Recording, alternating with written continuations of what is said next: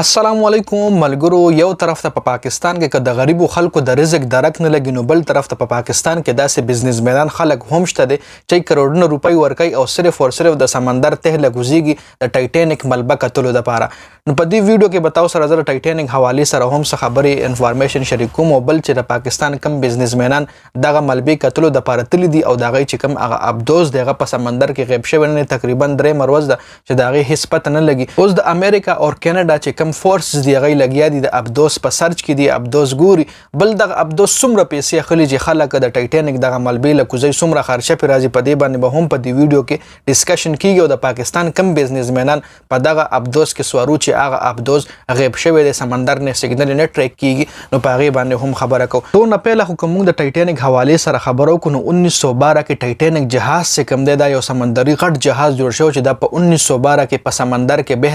بحر اوقیانوس کې دا غرق شوی جی. په څه وجه غرق شوی چې دله مخکې له د برف د واورې یو غټ پهاړ جوړ شوی د دا وړوکی پهاړ دی دا په دې ورشم دا مات شي او زه به مطلب هغه لاره کراس کړم خو چونکې هغه یو غټ پهاړ او د برف دی پې چې ورغلی دی نو هغه غرق شوی دی د چې کوم انجن وغیره دی کار پرېښودی نو د هغه برف پهاړ په وجه باندې الله پاک دغه ټایټانیک جهاز چې کوم دی په دې باندې مووي هم جوړه شوې ده. دغه ټایټانیک جهاز د هغه واورې د پهاړ د هغه واورې د غر د لاسه الله پاک غرق کړی. دغه ټایټانیک جهاز چې کوم دی د 3800 میټر په سمندر کې ښکته اوس هم د دې ملبه پرته ده. نو اوس یو داسې سمندري ابدوز جوړ شوی دی چې هغه خلکو نه د یو کس نه $250,000 اخلي او هغه ابدوز چې کوم دی ښکته 4 ورځو دپاره هغه خلکو له چکر ورکوي د هغه ټایټانیک ملبه پې ګوري. نو زموږ د پاکستان د اولپر او ترنګ چې کوم میلپیک دي د دې مالکان چې کوم دي یو سیټ داود او بل د غزوې شهزاده داود او ورسره 3 نور کسان چې کوم دي ټوټل 15 کسان یو ابدوز کې سوارو شو چې دغه ټایټانیک ملبې کتلو دپاره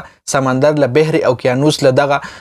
ابدوز چې کوم دی روان شو 2 ورځې تقریبا ادې سیګنل بهر چې کوم د ابدوز چې کومه کمپنی د بهر چې کوم دی له بار سیټ اپ شوي د هغه ابدوز له سیګنل ریسیو کېدی خو 2 ورځې پس سیګنل غیب شوي او هغه ابدوز په سمندر کې دننه غیب شو چې پکې د پاکستان غټ بزنسمن او د غزوې چې کوم دی سیټ داود او شهزاده داود هم سواره دي. اوس د امریکا او د کینیډا چې څومره هم حکام دی هغوی په دغه ابدوز په سرچ کې دي چې دغه ابدوز کې صرف او صرف د 96 غنټو اکسیجن موجود دی مطلب د 4 ورځو اکسیجن په دغه کې موجود دي 4 ورځې پس دغه کې اکسیجن ختم شي نو که دغه 4 ورځو کې دی را پیدا نو کېدای شي چې ژوندي وي خو بل سمندر کې هر قسم ګوره ځناور شته هر قسم مخلوقات شته څنګه چې په ځمکه باندې الله پاک هر قسم مخلوقات پیدا کړي داسې سمندر کې هم څنګه په ځمکه باندې ځنګلونو کې ازمري او مختلف خوفناک ځناور دي دغه رنګ په سمندر کې هم الله پاک ډېر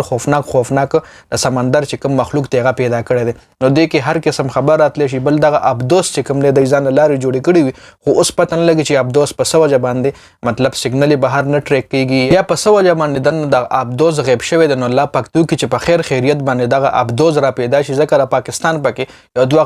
غټ بزنسمنان دی به خامخا فیملی بچي به خامخا خفه به ورپسې نو ټول نه پیله خو ورپسې دعا کوي چې الله پاک دغه ابدوز را پیدا کړي او الله پاک دغه 15 کسان چې کوم دي په خیر خیریت خپل ځمکې له خپل کورونو ته واپس راولي. بلکې چېرې مونږ خبرو کوو د خرچې حوالې سره نو څنګه چې د ویډیو سټارټ کې تاسو له موي د یو کس پتلو باندې د ټایټانیک چکر لګولو دپاره چې د ټایټانیک دا ملبه وګوري. ټایټانیک یو غټ سمندري بحري جهاز دی چې دا تاسو له موي 1912 کې په سمندر کې غرق شوی د برف یو غر په وجه باندې د واورې یو غر په وجه باندې دغه سمندر کې دننه غرق شوی نو چې یو کس ځي $250,000 ورکوي پلار او زوی تلي تقریبا $5,00,000 به خدای ایله هغه ابدوز له ورکړي ځان سره خامخا څه خرچه پانی به هم کړي تقریبا $5,00,000 یې لګولي دي او تقریبا $5,00,000 نه تقریبا پاکستانی 15 کروڑ نه زیات روپۍ جوړیږي چې دغه 15 کروڑ روپۍ دی لګولي دي او دغه ټایټانیک ملبې کتلو دپاره غټو خلکو غټ شوقونه وي د غټو خلکو غټ سوچونه وي جي. نو دا د هغوی یو شوق و دی وی چې راشه د ټایټانیک دا ملبه هم وګوره خو پته ولله نه وه چې دا به زموږ دپاره څومره خطرناک ثابتېږي. راتلونکي اپډیټ به انشاءالله تاسو سره بیا شریک کړم چې دې حوالې سره څه اپډیټ راځي نو هغه به انشاءالله بیا تاسو خبروم خو تر اوسه پورې اپډیټ دا دی چې د اولپر او د ترنګ چې کوم مالکان دي سیټ داود او شهزاده داود په ابدوز کې سمندر کې دننه غیب شوي دي د هغوی پته هم نه لګي چې ابدوز کوم خوا تللی کوم خوا نه تللی څنګه چې ویډیو کې تاسو له ما هم وي چې په سمندر کې ډېر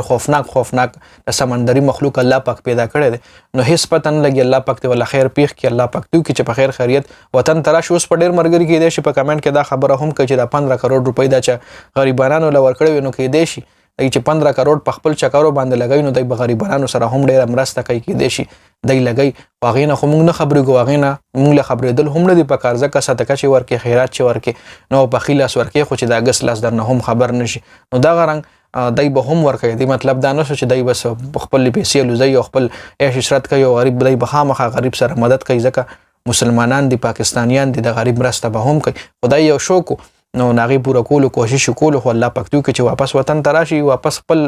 سرزمین ته واپس خپل کور ته الله پاک په خیر خیریت ورسوي نو د ویډیو کتلو زیاته مننه ویډیو مخکې ملګرو سره شریک کړئ جنید خان افیشل چینل هم سبسکرایب کړئ پیج هم لایک کړئ والسلام